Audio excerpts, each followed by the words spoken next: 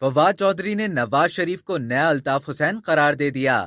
پاکستان تحریک انصاف کے رہنما فواد چودھری نے سابق وزیر اعظم نواز شریف کو نیا الطاف حسین قرار دے دیا۔ سیالکوٹ میں پریس کانفرنس کرتے ہوئے فواد چودھری نے کہا کہ یہ نیا الطاف حسین پیدا ہوا ہے جو وزیر اعظم اور پوری کابینہ کو لندن میں بلا لیتا ہے۔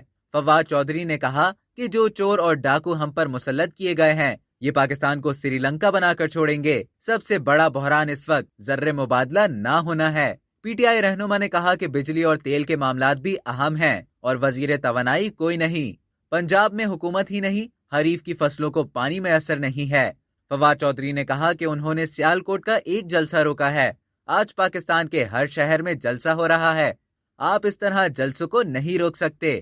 انہوں نے کہا کہ پاکستان کے عوام عمران خان کے ساتھ کھڑے ہیں، جلسے روکنے والی باتیں کامیاب نہیں ہوں گی۔ پی ٹی آئی رہنما نے کہا کہ آشیانہ ہاؤسنگ سوسائٹی تمام کی تمام چرچ کی زمین پر بنی ہوئی ہے۔